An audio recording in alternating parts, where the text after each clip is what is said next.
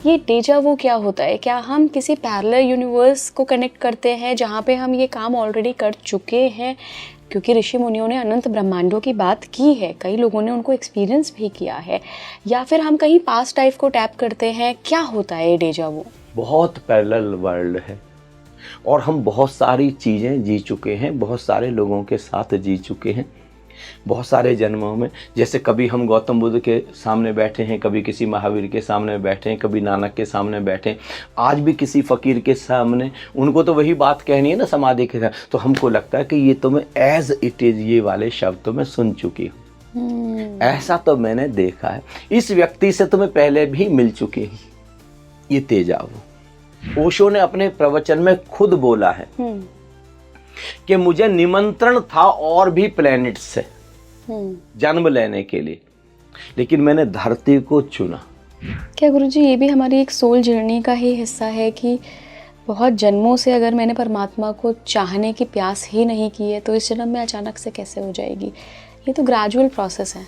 अचानक कोई ऐसी घटना आपके जीवन में घट जाए कि एकदम से विरह पैदा हो जाए, एकदम से तड़प पैदा हो जाए, अचानक से वैराग्य आ जाए, अचानक से आपको लगे कि नहीं सब कुछ ये व्यर्थ है और मुझे तो बस अब किसी और ही डायमेंशन में जाना है, किसी और ही प्लेन पर जाना है मुझे, और हम एकदम से हो जाएंगे।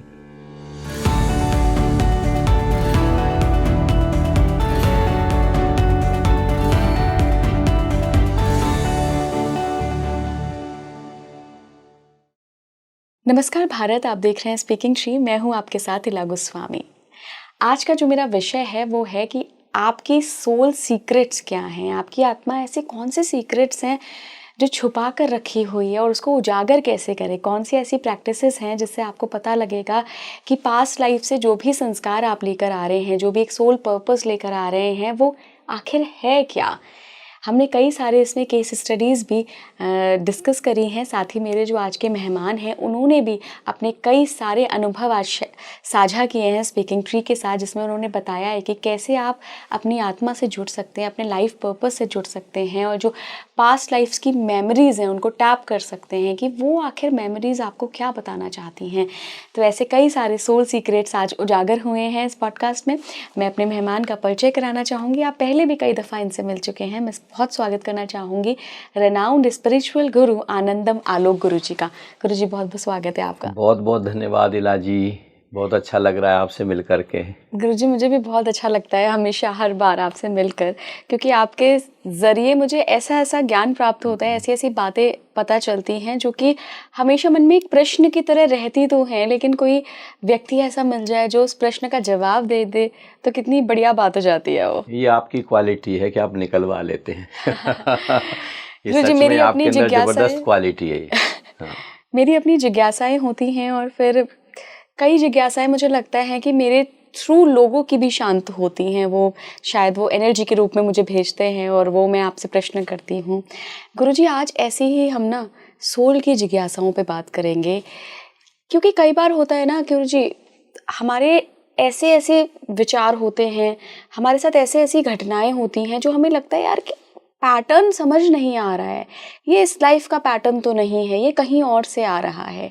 जो लोग पास्ट लाइफ्स में बिलीव करते हैं, रीइंकारनेशन में बिलीव करते हैं, वो लोग कहीं ना कहीं जोड़ लेते हैं कि आत्मा एक जन्म तो लिया नहीं है, आत्मा ने कई संस्कार लेकर चल रही है, तो हो सकता है किसी पहले के जन्मों से ये संस्कार आ रहा हो। तो आज यही कुछ हम डिकोड करने की कोशिश करेंगे गुरुजी कि सोल की जो सीक्रेट लाइफ है, जो वो छुपा कर रखती है ना, वो कैसे आपको उजागर होते हैं, पर आपको समझने की ज़रूरत है। हाँ, ये तो बहुत ही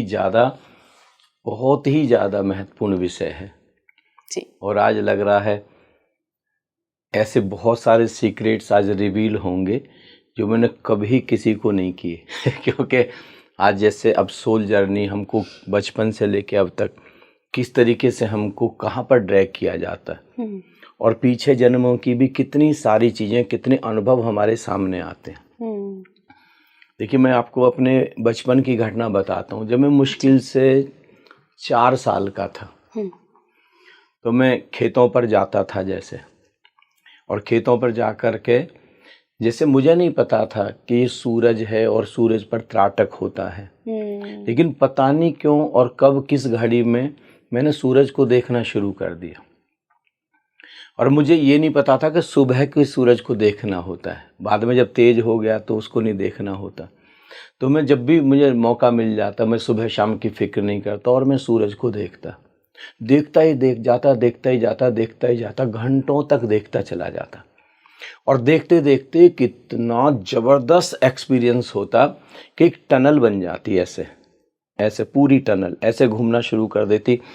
और जैसे मैं उस टनल में मतलब एंटर कर जाता, प्रवेश कर जाता, और फिर बाद में जैसे उस टनल के पार सब कुछ, बहुत कुछ मुझे दिखाई देता उस टनल से होते हुए। जैसे शिव दिखाई देते, हनुमान जी दिखाई देते। उस समय मुझे नहीं पता था कि ये गौतम बुद्ध हैं, ये महावीर हैं, ये नानक हैं, लेकिन बहुत सारी डिवाइन सोल्स दिखाई देती। और फिर बाद में जैसे ऐसे पूरा का पूरा एक इन्फिनिटी, जैसे बिल्कुल अनंतता आ जाती, और मैं एकदम से आंख बंद करता और चुपचाप बैठ जाता। घंटों में बैठा रहता। परिवार के लोग भी कहते कि तुम कहाँ चले गए थे, अब इतनी देर हो बाद आए हो। मुझे नहीं पता था कि ये इतना गहरा अनुभव है और ये समाधि का अनुभव है। और वो देखिए पास्ट लाइफ में जब मैंने पास्ट लाइफ के सेशन खुद कराने शुरू किए, वो जो मैं देखता था वो टनल, वो टाइम टनल है। वो देखिए वो जो, और सूरज को देखते देखते वो जो टाइम टनल है, वो जो समय की सुरंग है, जिसके इस पार हमारा ये बर्थ है और उसके उस पार हमारे सारे बर्थ हैं, पूरा जब से हम एग्जिस्टेंस में हैं तब से। और वहाँ से उस टाइम टनल से हम उस पूरे यूनिवर्स में एंटर कर सकते हैं। तो मुझे पता नहीं था, लेकिन शायद पिछले बर्स में उस अनुभव से गुजरे थे और वो अनुभव अचानक देखिए साथ में आ गया। इस तरीके की बहुत सारी घटनाएं हर किसी को बचपन में होती हैं, लेकिन हम उनको समझ नहीं पाते। विशेष रूप से जिन अनुभवों से हम पिछले बहुत सारे जन्मों में गुजरे। जैसे अब कोई व्यक्ति मेडिटेशन से गुजरा है, अब जैसे देखिए स्वामी रामकृष्ण परमहंस के जीवन की घटना है जी। अब ऐसा तो नहीं कि कोई एक दिन में परमहंस हो जाएगा, कोई एक जन्म में ही रामकृष्ण हो जाएंगे।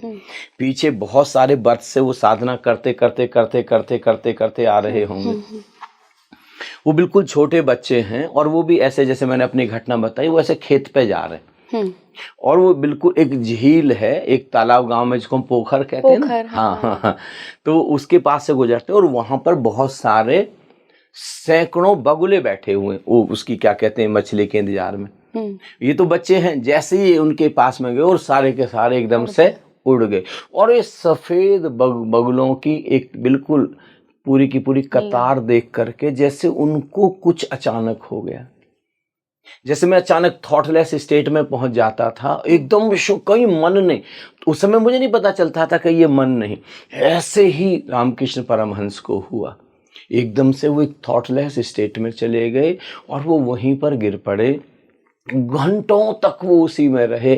गांव के लोग उनको उठा के ले गए तो लोगों को लगा कि बेहोश हो गए, जबकि उनको पहला समाधि का अनुभव हुआ। वो जब वो फुल फ्लैश जब एनलाइटेंड हुए तब उनको पता लगा कि ये मुझे समाधि का पहला अनुभव था। It was the first glimpse of समाधि। ऐसे ही जब मैं खुद एनलाइटेंड हुआ तब मुझे पता लगा कि ये जो मुझे अनुभव होते थे बचपन में और इतने सुंदर सुंदर एक्सपीरियंसेस होते थे, ये सब समाधि के, यूनिवर्स के बड़े से बड़े सीक्रेट्स में से। देखिए अभी जैसे जो मैंने आपको बताया ना सूरज के द्वारा, ये अनुभव तो ब्रह्मांड के इतने सुंदर अनुभवों में से एक अनुभव है जो रेयरली ही कभी कभी किसी को होता है। ऐसे ही मैं आपको एक और अपना एक्सपीरियंस शेयर करता हूँ। कहाँ से, देखिए कितने पुराने उससे आता है। हमारा एक दशहरी आम का बगीचा था। इधर वेस्टर्न यूपी में बहुत सारे आम के बगीचे हैं। तो मैं वहाँ पर जैसे ही स्कूल की छुट्टी होती, या बहुत बचपन में जब स्कूल भी शुरू नहीं हुआ था, तो मुझे बगीचे में रहने का बहुत शौक था, क्योंकि वहीं पर हमारी रहट चलती रहती थी। तो मैं आम के बगीचे में चला जाता और आम के बगीचे में ऊपर, सबसे ऊपर वाली डाली पर चढ़ जाता और वहीं पर बहुत बार लेट जाता। तो कितनी बार, सैकड़ों बार मुझे अनुभव हुआ जैसे पेड़ों के साथ जैसे मैं बिल्कुल एक हो गया। जैसे वृक्ष में और मुझ में कोई भी डिफरेंस, जैसे द्वैत मिट गया, वो सारा अनुभव समाज, जैसे मैं पेड़ को जैसे ऐसे हग करता और हग करते ही जैसे सब कुछ विदा हो जाता, सब कुछ मिट जाता, और जैसे पेड़ मेरे साथ, अब मैं उसकी जैसे जैसे हमारी हार्ट बीट होती है ना, मैं ऐसे पेड़ की हार्ट बीट फील कर सकता था। मैं उसके भीतर के सारे इमोशंस को फील कर सकता था, जैसे सारे इमोशंस मुझको ट्रांसफ़र हो रहे हैं। वह चीज़ जो बचपन में हो रही थी, अगर मुझे कोई गाइड उस समय मिलता, कोई गाइड करने वाला हो मिलता, तो वही जो लुकमान हकीम ने किया था वह हो सकता था।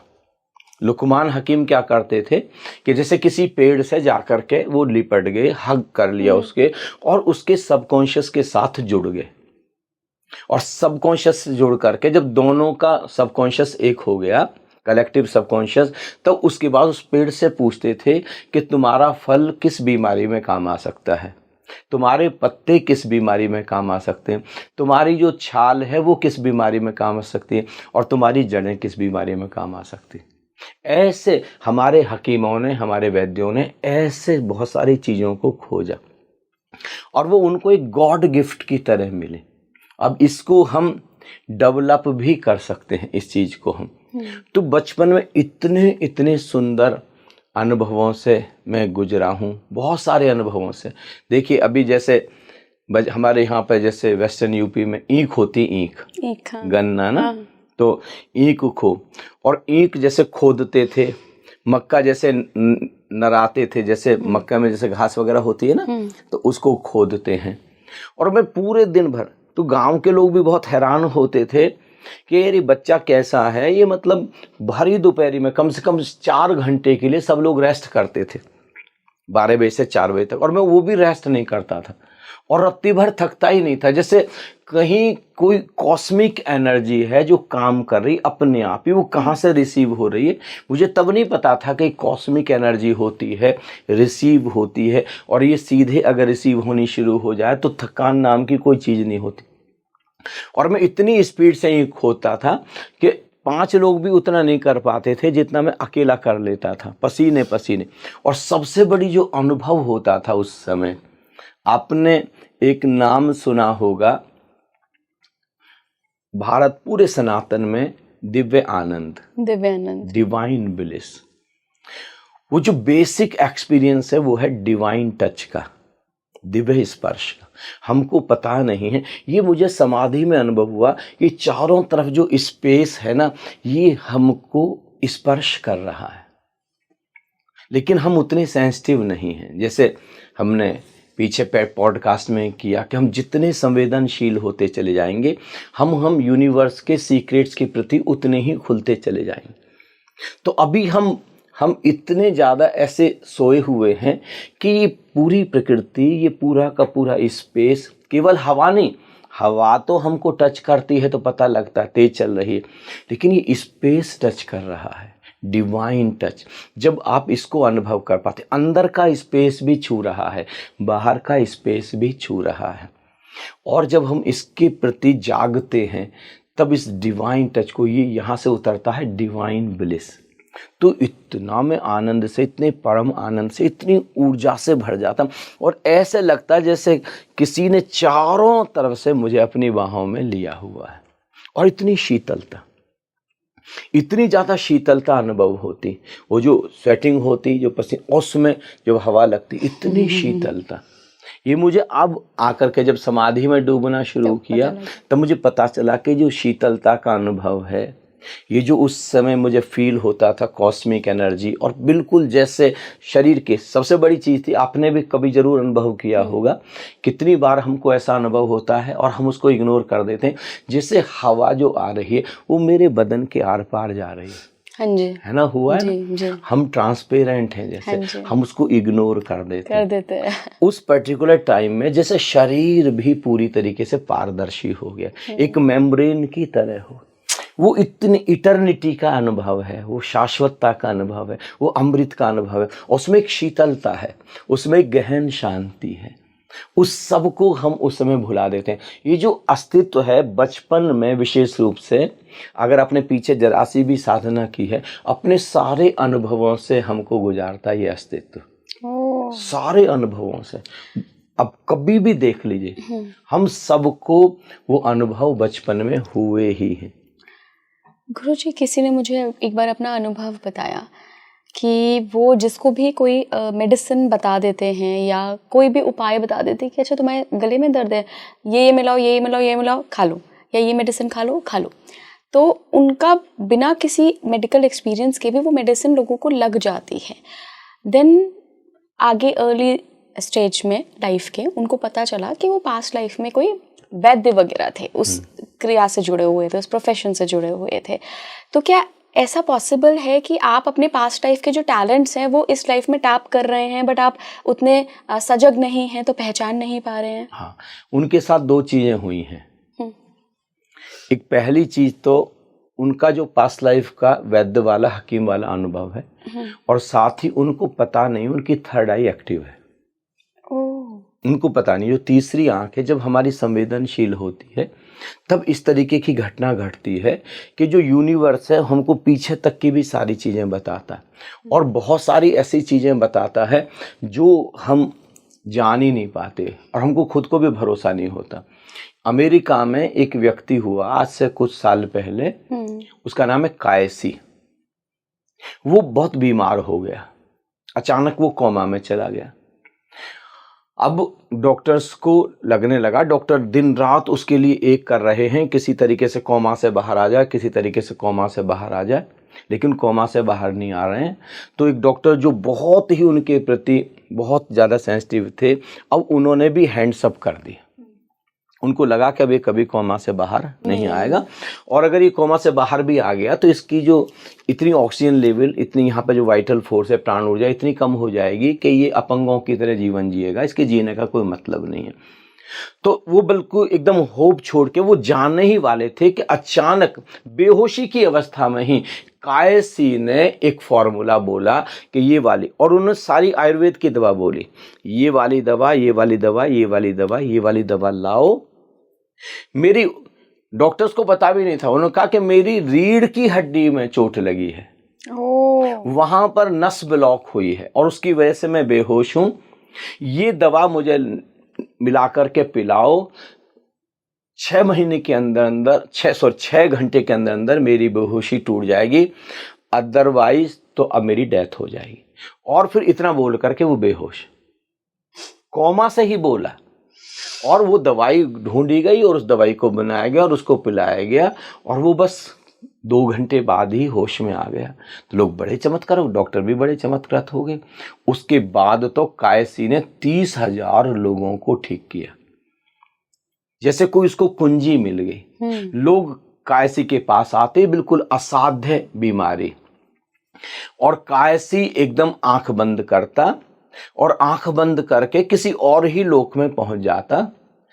वो बेसिकली क्या था कि जो ये 2 आई बॉल्स हैं ना, इनको अगर आप यहाँ पर सेंटर पर फोकस करिए तो एक घड़ी ऐसी आती है जब थर्ड आई उसको पकड़ लेती और आई बॉल्स मूव करना बंद कर देती है।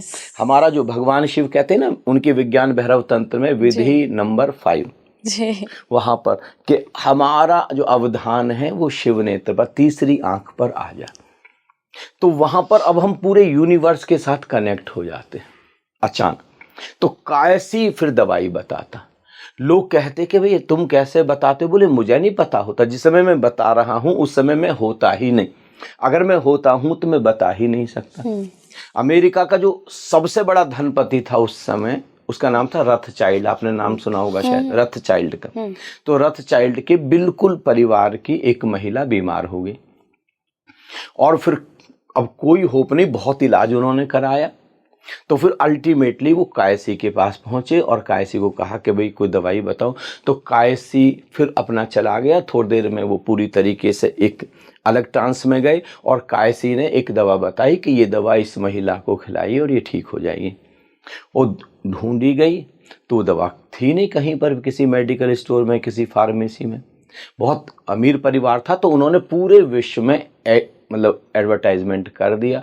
तो फ्रांस में वो दवाई एक बार सोची गई थी कि दवाई बनाई जाएगी, लेकिन बनाई नहीं गई। फॉर्मूला था लेकिन बनाई नहीं गई। तो फिर उस दवाई को, वही नाम दवाई बनवाई गई, उस महिला को खिलाया गया और वो ठीक हो गई। बहुत सारे ऐसे एक्सपीरियंसेस हैं जब हम इतने गहरे तल पर अनुभव करते हैं और हमको पता ही नहीं होता कि ये अस्तित्व हमारे ऊपर कितना मेहरबान हो गया है। गुरुजी, जिसको हम डेजा वू कहते हैं ना, कई लोगों के साथ बहुत बार हुआ है, मेरे साथ तो बहुत बार होता था और मतलब मैं हैरान हो जाती थी ये कैसे हो रहा है। सेम टाइम पे हम जो कॉन्वर्सेशन कर रहे हैं या किसी एक परिस्थिति में हैं, ऐसा महसूस होता था कि यार ये तो हो चुका है, मैंने इसी स्टाइल में कप उठाया है, मैंने एग्जैक्टली उसके पहले ये शब्द कहे हैं कि अरे यार आज ऐसा ना हो इस पर लिपस्टिक लग जाए। मैं सिर्फ एक एग्जाम्पल के तौर पे आपको बता रही हूँ। या कोई भी घटना, ऐसा लगता था कि यार पता है ये तो मैं कर चुकी हूँ। ऐसा बहुत लोगों के साथ एक्सपीरियंस होता है। ये डेजा वो क्या होता है? क्या हम किसी पैरेलल यूनिवर्स को कनेक्ट करते हैं जहाँ पे हम ये काम ऑलरेडी कर चुके हैं? क्योंकि ऋषि मुनियों ने अनंत ब्रह्मांडों की बात की है, कई लोगों ने उनको एक्सपीरियंस भी किया है। या फिर हम कहीं पास्ट लाइफ को टैप करते हैं? क्या होता है ये डेजा वो? देखिए, हम धरती पर पहली बार नहीं हैं। बिल्कुल। और केवल हमारी ही गैलेक्सी नहीं है जहाँ पर जीवन है। हमारी गैलेक्सी में जो 9 प्लैनेट्स हैं उनमें से धरती पर लाइफ है। बहुत सारी गैलेक्सीज हैं और वहाँ पर लाइफ है। अगर हम कॉस्मिक सबकॉन्शियस से जुड़ जाएं, देखिए 3 तरीके के सबकॉन्शियस हैं। एक तो है पर्सनल सबकॉन्शियस, एक आपका पर्सनल है, एक मेरा पर्सनल है। तो उसमें जब से हम करोड़ों अरबों सालों से जब से अस्तित्व में हैं तब तक की सारी रिकॉर्डिंग उसके भीतर मौजूद है। किसी भी हिप्नोथेरेपिस्ट के पास जाएंगे और वहाँ से हम निकलवा सकते। ये पर्सनल सबकॉन्शियस। एक है कलेक्टिव सबकॉन्शियस। अगर मैं आपको एक ऐसे ट्रांस में लेकर के जाऊं कि जब आप पर्सनल के भी और गहरे तल पर आप कलेक्टिव सबकॉन्शियस में पहुंच जाएं, तो ना केवल आप अपने पिछले सारे बर्थ देख पाएंगे, मेरे भी देख पाएंगे। ये मैं कम से कम भी ये मैं 40-50 हजार लोगों को अनुभव करा चुका हूं। ये वाला कलेक्टिव सबकॉन्शियस वाला, उनको मैं अपनी पास्ट लाइफ दिखा चुका हूं और लोगों की पास्ट लाइफ दिखा चुका हूं मैं। ये हम किसी की भी देख सकते हैं, किसी की भी। भगवान गौतम बुद्ध के पास विज्ञान था और भगवान महावीर के पास विज्ञान था कि वो आंख बंद करते ही एकदम कलेक्टिव सबकॉन्शियस में पहुंच जाते थे और अपने डिसाइपल्स में से किसी के भी बर्थ का पता लगा सकते थे। गौतम बुद्ध के साथ एक बार ऐसा हुआ कि गौतम बुद्ध आए हैं, हजारों शिष्य बैठे हैं और सामने एक शिष्य है जिसका नाम है सारिपुत्र। उस समय के बड़े से बड़ा पंडित है वो सारिपुत्र। और उसको देख करके अचानक एक तीखी मुस्कान उनके चेहरे पर। तो सारे शिष्यों ने कहा कि आप इसको देख के मुस्कुराए क्यों? जनरली तो आप ऐसा नहीं करते। उन्होंने कहा कि नहीं कुछ नहीं ऐसे, लेकिन उन्होंने कहा कि नहीं बताना पड़ेगा। तो उन्होंने कहा कि देखो, जैसे ही मैंने सारिपुत्र को देखा, जनरली तो ये पीछे बैठता है, आज ये सामने आकर के बैठा, तो इसको देखते ही मुझे इसका पिछला जन्म याद आया कि पिछले जन्म में एक हाथी था। जंगल में आग लग गई, पक्षी तो तुरंत उड़ के चले गए, सारे पशु अफरा तफरी मच गई, सारा जंगल दौड़ने लगा। ये हाथी भी जान बचाने के लिए दौड़ा।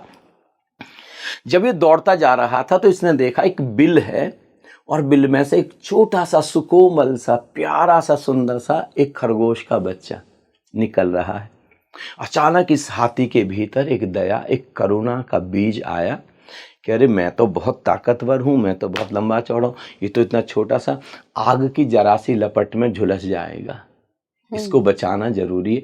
तो इसने अपना पैर बिल पर रख दिया और धीरे धीरे आग बढ़नी शुरू हो गई, आग करीब आनी शुरू हो गई। ये खड़ा खड़ा जल गया, लेकिन इसने पैर नहीं हटाया, उस बच्चे पर इसने आंच नहीं आने दी।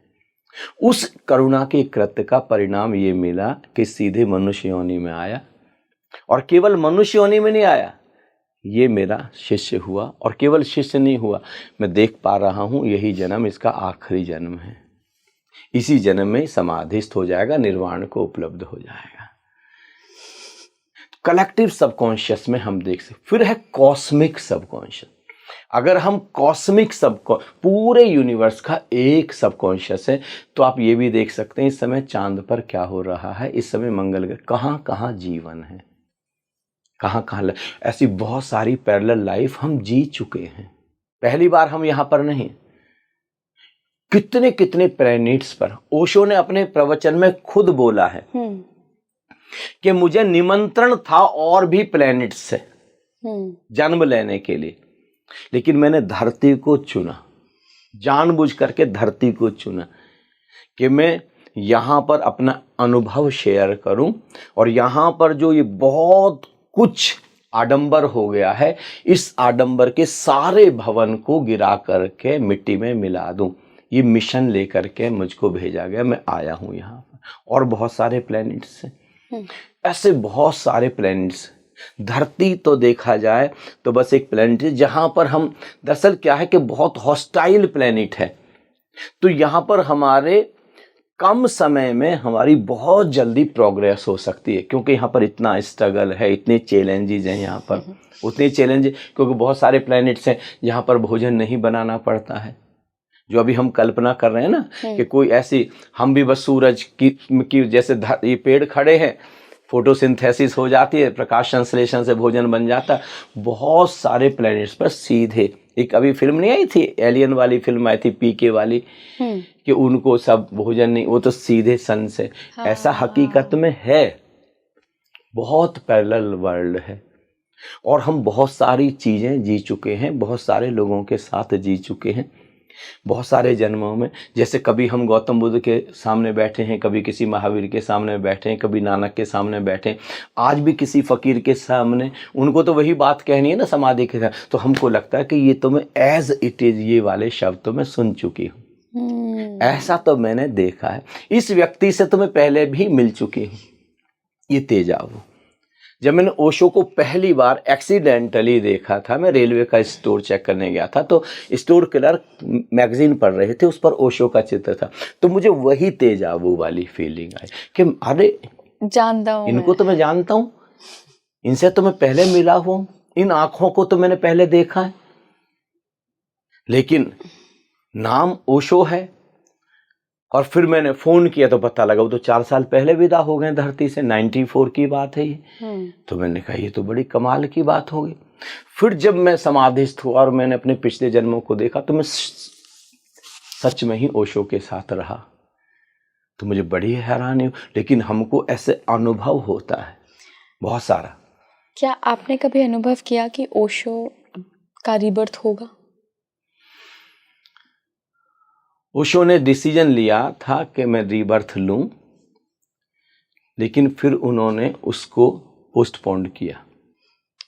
पोस्टपोन किया, कैंसिल नहीं किया? पोस्टपोन किया उन्होंने।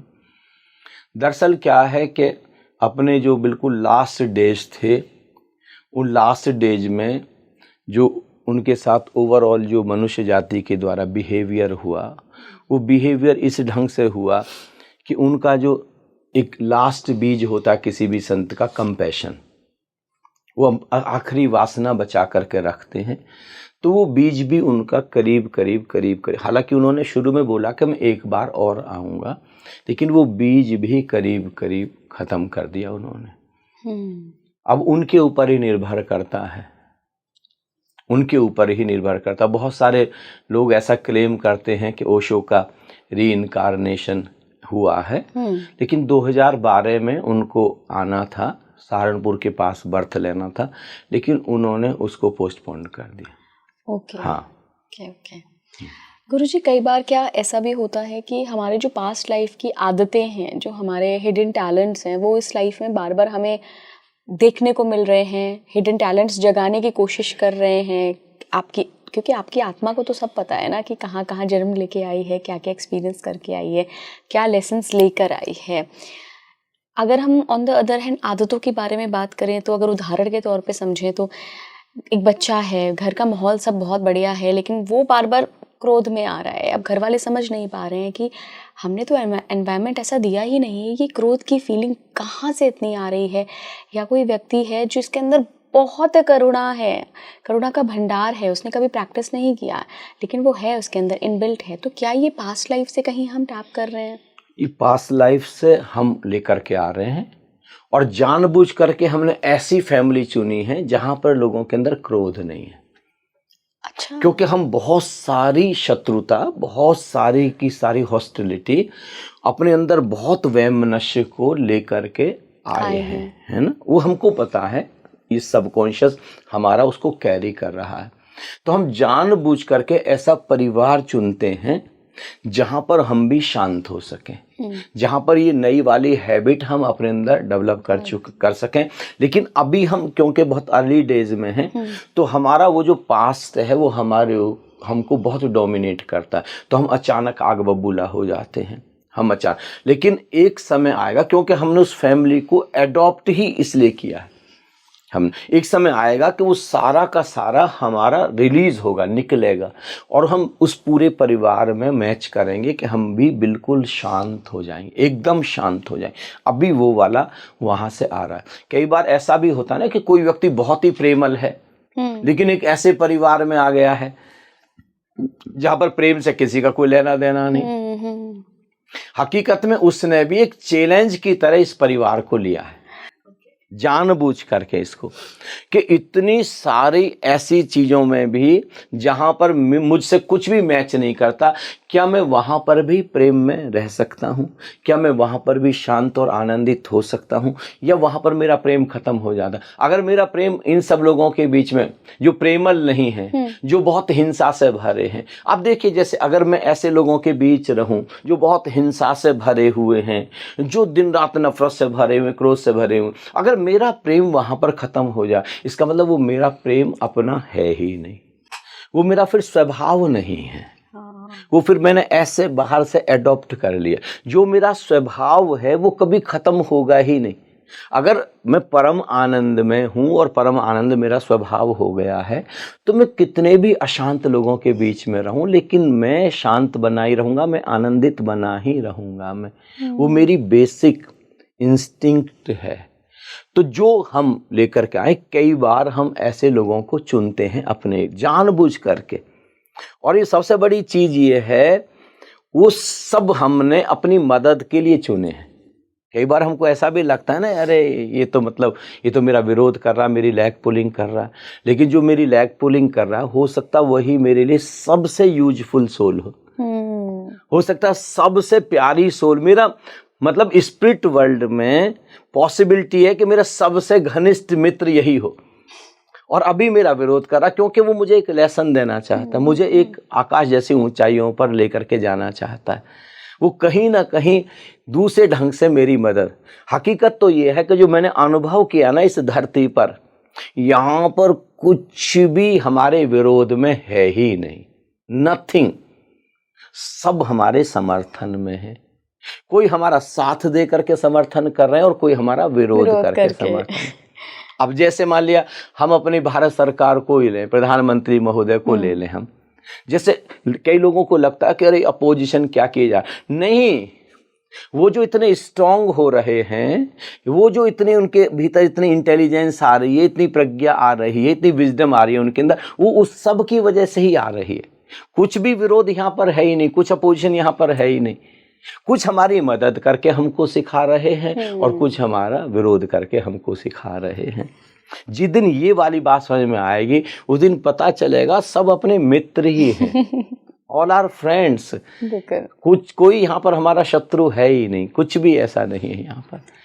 गुरुजी, सोल का ना एक सबसे बड़ा सीक्रेट होता है कि पास्ट लाइफ में जो वो आध्यात्मिक एक्सपीरियंस करके आई ना, चाहे वो सिद्धियों का हो, चाहे वो मंत्रों का हो, चाहे वो साधनाओं का हो, वो इस लाइफ में ना रिवील नहीं होने देती है, वो अपने साथ छुपा कर रखती है अनटिल एंड अनलेस आप उसके प्रति कर्म बहुत तगड़े ना करो। जैसे कि आपके अंदर वो प्यास ना हो कि मुझे ऐसा महसूस हो रहा है कि ये मंत्र मुझे अट्रैक्ट कर रहा है, ये पर्टिकुलर डेटी या देवता मुझे अट्रैक्ट कर रहा है, बस आप सोच के रह गए। लेकिन एक होता है व्यक्ति कि आपने कर्म किया, आप घूम फिर रहे हो, कुछ कुछ पढ़ रहे हो कि यार ये देवता कहाँ से आए, इनका ओरिजिन क्या है, इनका मंत्र क्या है, या ये मंत्र मुझे बहुत अच्छा लग रहा है, इसको चैंट करने में मुझे बड़ा मज़ा आ रहा है, तो मैं किसी गुरु के पास जाके पूछूं, कुछ सर्च करूं कि ये मंत्र का उद्भव कहाँ से हुआ है, किस ऋषि ने किया है, इस मंत्र का अर्थ क्या है। लेकिन सोल बहुत तेज़ है, अगर आप एफर्ट नहीं करोगे तो वो उस आध्यात्मिक विजडम को अपने साथ लेकर इस जन्म में फिर अगला जन्म ले लेगी, लेकिन रिवील नहीं होने देगी। ऐसा क्यों होता है?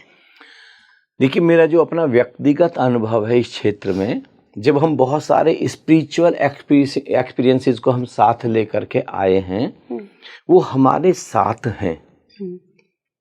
और अगर हमारा पर्पस जो है, अगर हमको भेजा है एक मिशन पर, अगर इसलिए भेजा है कि आपको ना केवल खुद स्पिरिचुअली बिल्कुल आकाश जैसे गौरी शंकर छूने हैं, बल्कि और लोगों की भी मदद करनी है, तो कुछ ना कुछ आपके साथ ऐसा होगा कि आप उधर पहुंच जाएंगे। पहुंचना ही पड़ेगा, आपको पहुंचना ही पड़ेगा। और अगर हम नहीं पहुंच रहे हैं तो इसका मतलब ये है कि पिछली बर्थ में हमने स्पिरिचुअली तो बहुत एक्सपीरियंस किए, लेकिन हमारा जो विजडम का लेवल था, हमारा विजडम का लेवल वहाँ तक नहीं पहुँच पाया जहाँ से हम जरा सी भी चिंगारी से और हम उसको एक विशाल आग में बदल दें, वहाँ तक प्रज्ञा नहीं पहुँची थी। तो इसलिए हम वापस ले जाए, अगर प्रज्ञा, इसलिए मैं बार बार अपने प्रोग्राम्स के द्वारा लोगों पर एक चीज़ जोर दे रहा हूँ, अभी परमात्मा से भी ज़्यादा महत्वपूर्ण है प्रज्ञा। हम सब लोग समझदार बने, हमारे अंदर विजडम हो, एक प्यास हो, एक तड़प हो, एक खोज हो, एक अन्वेषण हो, एक डिस्कवरी हो, जिसके बिना काम चलने वाला नहीं है। तो अगर स्पिरिचुअली हम पहले अपग्रेडेड हैं तो हमको ड्रैग किया जाएगा। ऐसा नहीं है कि हमको ड्रैग नहीं किया जाए, हमको उस तरफ लेकर के जाया जाएगा। और गुरुजी, अगर हम बहुत जन्मों से अपना ये संस्कार लेकर आ रहे हैं कि हम बहुत स्पिरिचुअली अवेकेंड इंसान हैं, लेकिन मैंने लास्ट बर्थ में ही ये फैसला किया, ये सोल कॉन्ट्रैक्ट किया कि नहीं, मैंने बहुत एक्सपीरियंसेस ले लिए स्पिरिचुअल का, मुझे मटेरियलिस्टिक गेन्स चाहिए, वो कंफर्ट चाहिए, मुझे उसको एक्सपीरियंस करना है कि क्या होता है जब हम एक मटेरियलिस्टिक लाइफ बहुत अच्छी तरीके से जीते हैं, मुझे कोई स्पिरिचुअल एक्सपीरियंसेस नहीं करने हैं। लेकिन आत्मा के इतने जन्मों के संस्कार हैं, क्या वो सोल कॉन्ट्रैक्ट उन संस्कारों पे भारी पड़कर उसको दबा सकती है इस जन्म में? नहीं, देखिए, जो मेरा अनुभव है, बहुत सारे संतों का अनुभव है, वो अनुभव ये है, आप वहाँ जो पहुँचते हैं एनलाइटेंड स्टेट में, आप तभी पहुँचते हैं उस जन्म में जब आप पहले से ये सारी मेटेरियलिस्टिक चीज़ों को जी चुके, भोग चुके। अच्छा। किसी जन्म में आप धन को एक्सट्रीम पर जी चुके, किसी जन्म में स्त्री पुरुष को एक्सट्रीम पर जी चुके, किसी जन्म में आप शत्रुता को एक्सट्रीम पर जी चुके, और किसी जन्म में आप मित्रता को एक्सट्रीम पर जी चुके, किसी जन्म में आप फैमिली को एक्सट्रीम पर जी चुके, और किसी जन्म में आप आसपास बहुत सारे लोगों को जी चुके। तब आप, जब आपको लगता है कि अब बस बहुत हो गया, एनफ इज एनफ, तब आप चुनते हैं कि नहीं, अब तो मुझे बस वहाँ पहुँचना है, तब वहाँ पहुँचना। और जब आप उसको लेकर के आते हैं तो आप ऐसा तो कर सकते हैं कि एक बार में आप 2 बर्थ एक साथ लें। एक बार में 2 बार आप बर्थ लें एक साथ। जैसे एक तो आप, एक जब आप बहुत स्पिरिचुअली अपग्रेडेड हो गए हैं, आप एनलाइटेंड हो गए, तो आप तो एक स्पिरिचुअल मास्टर की भूमिका में आ जाए। और एक आपको लगता है कि नहीं, मुझे तो अपने देश को, अपनी दुनिया को कुछ एक नई दिशा देनी है, तो फिर आप चुन लें कि नहीं, मुझे तो एक बेहतरीन साइंटिस्ट के रूप में आना है, मुझे कोई नई खोज करके जानी है। तो फिर आपका जो सबकॉन्शियस का जो एक पार्ट है वो उस शरीर में आ जाएगा, और आपके सबकॉन्शियस का जो दूसरा पार्ट है उस शरीर में आ जाएगा। तो एक सोल एक ही बार में 2 जगह, 2 शरीरों में आ सकती है। और अगर वो एक बर्थ ऐसा भी चुनती है कि मुझे इस बार बहुत धनवान की भूमिका में आना है, तो वो जो धनवान की भूमिका उसकी होगी, अगर वो पिछले बर्थ में बहुत स्पिरिचुअली प्रोग्रेस कर चुकी है तो अपनी ऐशो आराम के लिए नहीं होगी, दुनिया की मदद के लिए होगी, मनुष्य जाति की मदद के लिए होगी। उसकी सबसे बड़ी पहचान होगी कि मुझे अपने धन के माध्यम से पूरी दुनिया को मदद पहुंचानी है, बहुत सारी चेतनाओं को मुझे अपग्रेड करना है, अपलिफ्ट करना है, उनके जीवन में कोई बाहर लाना है, कोई आनंद लाना। वो इसका चुनाव करेगी, क्योंकि वो अगर वो कोई व्यक्ति स्पिरिचुअली बहुत ही ज़्यादा ऊपर पहुंच गया है तो जब वो वहाँ चुनाव कर रहा है स्पिरिट वर्ल्ड में तो बहुत सोच समझ करके चुनाव करेगा।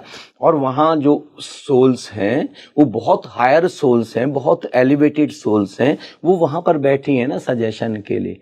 तो कोई ऐसा चुनाव नहीं किया जाएगा, हमेशा ही बहुत खूबसूरत चुनाव किया जाता है, बहुत ही सुंदर चुनाव किया जाता है। और आपको जैसे अभी आपने कहा ना कि जैसे क्या कहते हैं कि कोई भी सोल है अब इस जन्म में आकर के भूल जाएगी, नहीं, उसको भूलने नहीं दिया जाएगा, नहीं दिया जाएगा, नहीं, बिल्कुल नहीं भूलने दिया जाएगा। देखिए मैं आपको अपने बचपन की एक घटना बताता हूँ।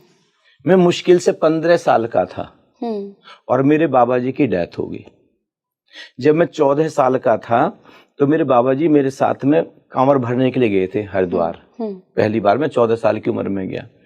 तो देखिए कैसे हमको इशारे मिलते हैं। तो उन्होंने वहां पर उनके रास्ते में ना एक चप्पल टूट गई, तो किलोमीटरों तक बस वो एक चप्पल से चले।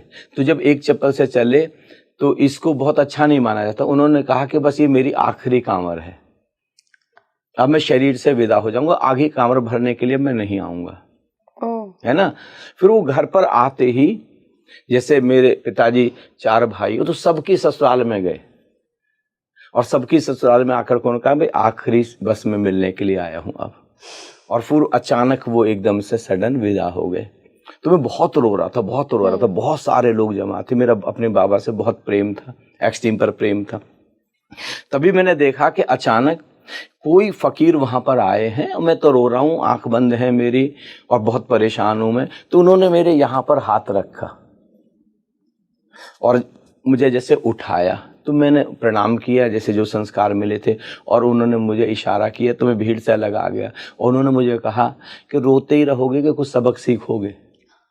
तो मैंने कहा क्या सबक सीखूं? बोले तुम्हारे बाबा को तो अब चिढ़ाया जाएगा। हाँ। राम नाम सत्य है, सत्य बोलो गत्य है। इस पूरे गांव के लोग, ये सैकड़ों लोग चिढ़ाएंगे कि देखो धरती पर तुम राम रतन धन को जानने के लिए, सत्य को जानने के लिए आए थे, बिना सत्य के चले गए, पूरा जीवन तुमने इस धन दौलत में, जमीन जायदाद में लगा दिया। बस अगर तुम सच में ही दादा को प्रेम करते हो तो एक संकल्प लो कि दादाजी तो बिना सत्य को जाने चले गए, लेकिन तुम बिना सत्य को जाने धरती से नहीं जाओगे। गुरुजी ये सत्य क्या है? सत्य वो है जिसका ना जन्म है, जिसकी ना मृत्यु है, जो हमारी इंद्रियों की पकड़ में आता ही नहीं, जो इंद्रियों के बिल्कुल पार है, जो पूरे यूनिवर्स का हकीकत में वास्तविक होना है, जो न कभी बनता है न कभी मिटता है, वो सत्य है।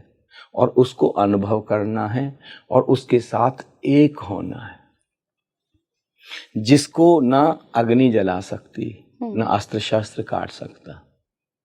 वो क्या है देखिए, एक उदाहरण से बताता हूं। इशारा मिल जाएगा, सबको इशारा मिल जाएगा। और मैं धर्म का आखिरी इशारा कर रहा हूं।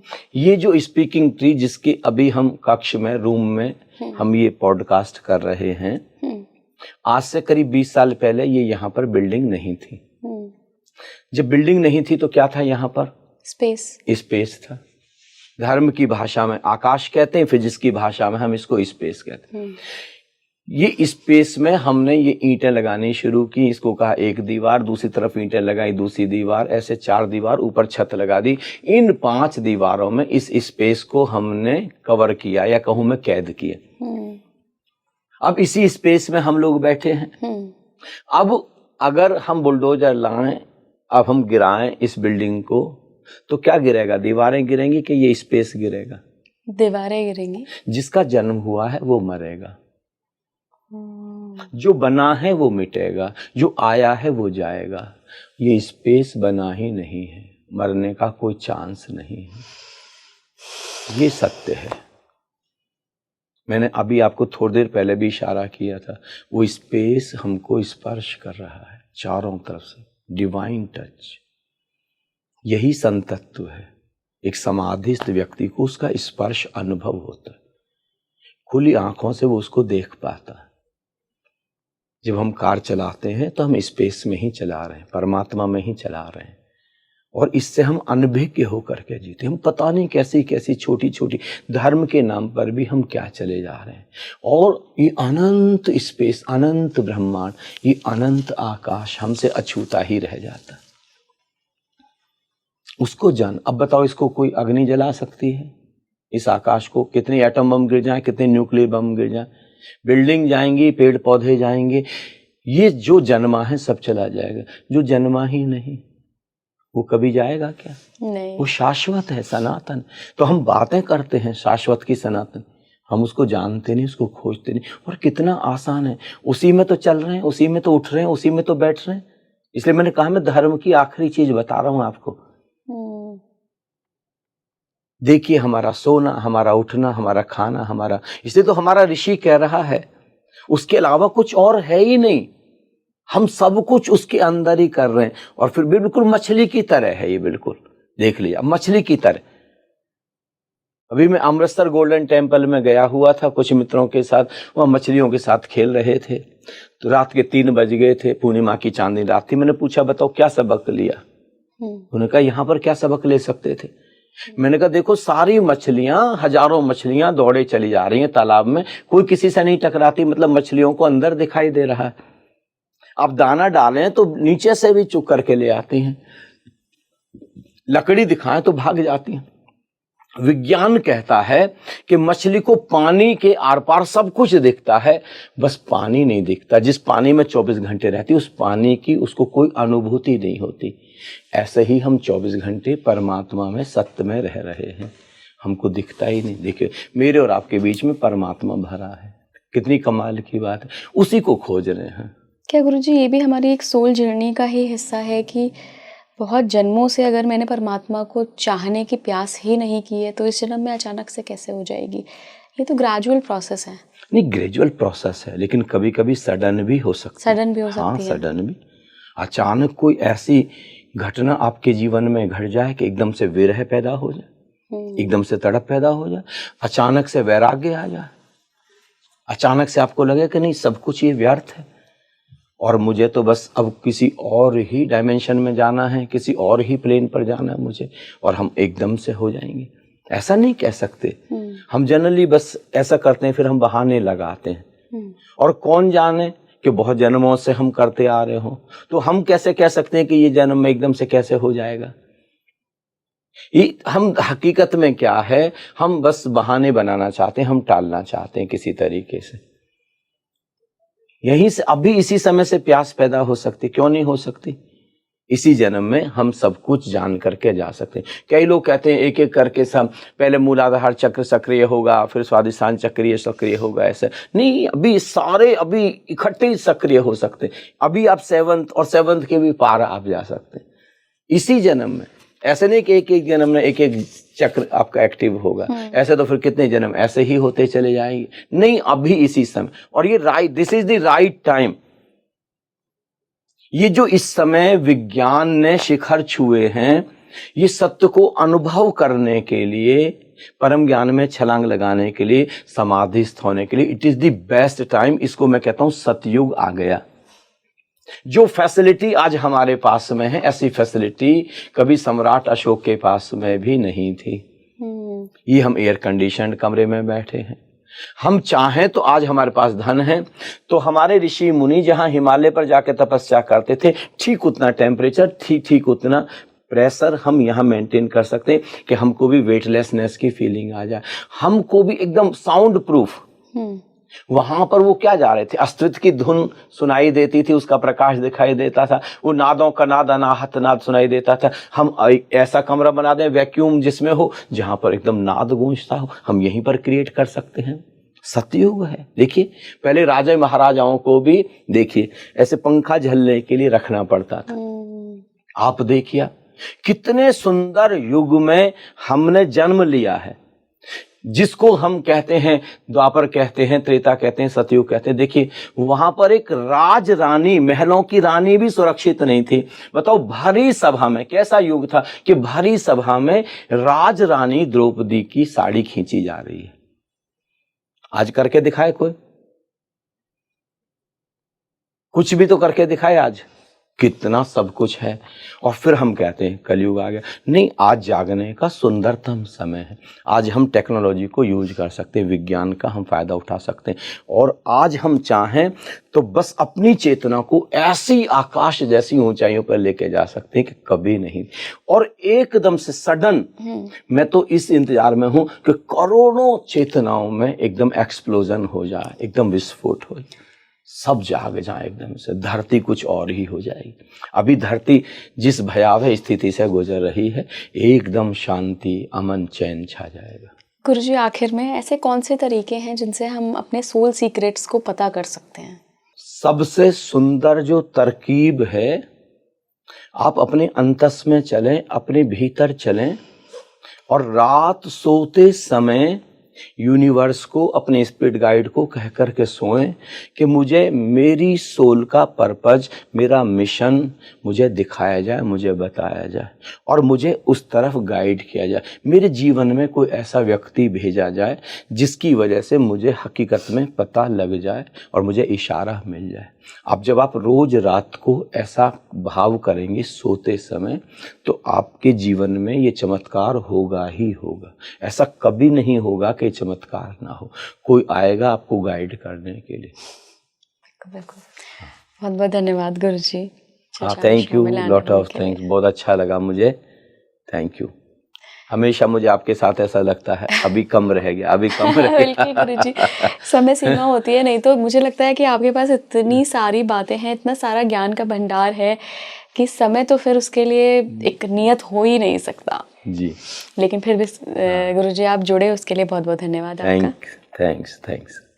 देखिए, आप सभी से मैं यही कहना चाहती हूँ कि हम सभी की जो आत्मा है, जो हमारे अंदर एक सोल है, वो बहुत जन्मों से बहुत सारे संस्कार लेकर चल रही है, बहुत सारे सीक्रेट्स हैं, आध्यात्मिक सीक्रेट्स भी हैं इसके पास। वो आप तभी उजागर कर सकते हैं या उसके साथ कनेक्ट हो सकते हैं जब, जैसा कि गुरुजी ने बताया, कि आप अपने स्पिरिट गाइड से कनेक्ट हो सकते हैं, आप मेडिटेशन शुरू कर सकते हैं, क्योंकि बाहर के दुनिया में खोजेंगे ना तो कुछ नहीं मिलेगा, अंदर उतरेंगे तब ही पा पाएंगे कि आपकी आत्मा, आपके अंदर आत्मा आपसे क्या कहना चाह रही है, क्या आपका सोल पर्पस है। और आप ऐसे ही तो नहीं भेज दिए गए हैं दुनिया में, किसी काम के लिए तो आए हैं। तो वो काम जैसे ही आपको पता लगेगा, आप अंतर्मुखी हो जाएंगे, बाहरमुखी की जगह। कैसा लगा आपको पॉडकास्ट, मुझे कमेंट बॉक्स में बताते हुए जाइएगा। जुड़े रहिए स्पीकिंग ट्री के साथ। नमस्कार।